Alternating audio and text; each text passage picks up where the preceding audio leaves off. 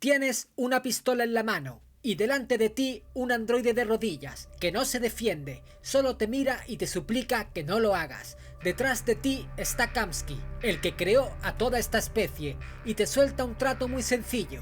Le metes un tiro y te da todo lo que necesitas para cerrar tu caso, para ser lo que te diseñaron que fueras. Solo tienes que pegarle un tiro a algo que te está mirando a los ojos. No te cuento todavía qué es lo que pasa porque esta decisión no es de Connor, es tuya. Detroit Become Human es, en teoría, un juego sobre máquinas que descubren que están vivas. Vendió 15 millones de copias, el más vendido de Quantic Dream. David Cage escribió un guión entre 2000 y 3000 páginas, y cuando le preguntaron cómo cojones escribió todo eso con tantas decisiones y giros sin volverse loco, lo comparó con un cubo de Rubik. 513 roles, más de 250 actores, una de las historias más ramificadas que se han metido en un videojuego. Pero todas estas bifurcaciones tienen un objetivo, y no es contarte una historia de androides, es ponerte delante de un espejo y obligarte a decidir. Cuando el juego te pregunta qué hace Connor, realmente te está preguntando qué harías tú. Y cuando algo te sale mal, no es culpa del juego, porque el que le dio al botón tomando la decisión fuiste tú. Estas son las 5 decisiones donde Detroit deja de ser un juego de androides y se convierte en un test sobre quién eres y sobre qué harías en distintas situaciones. Y vas a salir de aquí sabiendo cosas de ti que igual no te gustan. 1. El gatillo que aprietas tú. Volvemos a la pistola. Connor lleva todo el juego siendo la herramienta perfecta, un cazador de androides desviados, frío y leal a su misión, y Kamsky le mete la única prueba que importa de verdad, la moral. ¿Eres capaz de matar a sangre fría a algo que parece que está vivo para conseguir lo que quieres? El 85% de los jugadores del mundo perdonó al androide, solo un 15% apretó el gatillo. Ese número no describe a Connor, describe a todas esas personas que tenían el mando y eligieron sintiendo empatía o no. Si disparas, Connor consigue la pista y cumple la misión. Es la máquina que querían. Si bajas el arma, falla la misión oficial y das el primer paso para dejar de ser una máquina.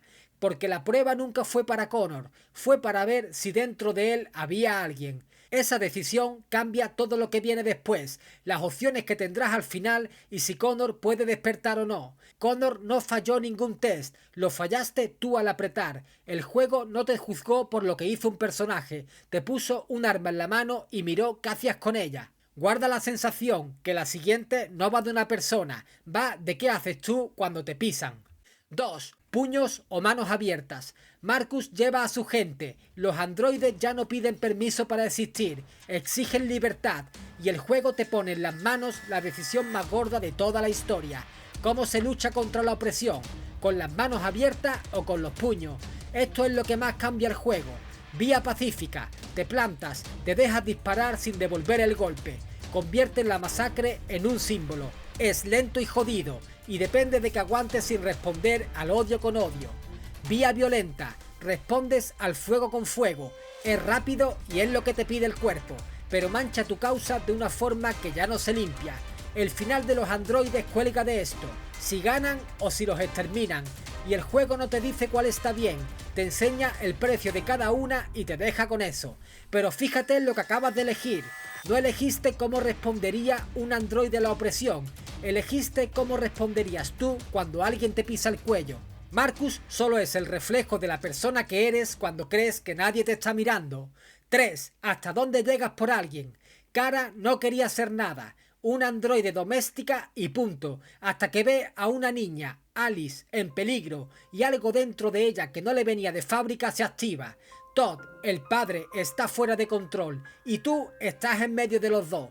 Primera vez que el juego te pone la violencia encima de la mesa para proteger a alguien, y mucha gente la toma sin pensárselo dos veces. Si disparas a Todd, salvas a Alice, pero cruzas una línea, matas a un ser humano. Si no lo haces, huyes. Eliges la vía más larga, sin recursos y todo por no mancharte las manos para proteger a alguien vulnerable. Eso define toda la historia de Kara y Alice de aquí en adelante. A quién encuentras y qué puertas te cierran. Y otra vez lo mismo. Esto no fue la supervivencia de una máquina, fue hasta dónde llegas para salvar a alguien que ni conoces y lo ves en peligro. El juego te preguntó cuánto vale para ti una vida ajena y respondiste con un balazo o huyendo. ¿Qué decisión tomarías tú ahora mismo? 4. Romper tu propia programación. Durante todo el juego, Connor vuelve a un jardín zen donde Amanda, su programación hecha persona, le recuerda quién tiene que ser, leal a la misión, y llega el momento en el que decides si rompes esa correa o no. Pero romper la programación no es un momento, es todo lo que decidiste antes, las veces que dudaste, las veces que elegiste empatía en vez de eficiencia. El juego te ha estado midiendo sin que te hayas dado cuenta, te has comido un examen sorpresa. Y luego, cuando Amanda intenta recuperar el control, tu capacidad de soltarte depende de las decisiones que hayas elegido antes, de todo lo que has estado haciendo durante el juego.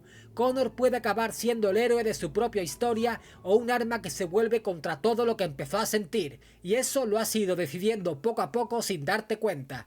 5. Lo que estás dispuesto a perder. Final de la ruta de Kara. Después de toda la huida, el miedo y las puertas cerradas en la cara, llega el momento en el que la única forma de salvar a Alice es que Kara lo deje todo, dar su vida por alguien, el cierre emocional del juego, donde a la gente se le caen las lágrimas con un mando en la mano por dos personajes. Si te sacrificas, Alice se salva, tú no llegas al final, y esta decisión la tomas sabiendo exactamente lo que cuesta. La decisión más humana del juego, dar tu vida por amor, y otra vez Kara solo ejecutó lo que tú decidiste con el mando. Esto es lo que hace este juego, tirarte decisiones a la cara como si fuera un examen de ti mismo para ver cómo reaccionarías en distintas situaciones, porque no solo te cuento una historia y ya, sin darte cuenta eres el protagonista y te mete de cabeza con sus decisiones. El juego se llama Become Human y todo el mundo da por hecho que habla de androides aprendiendo a ser personas, pero no.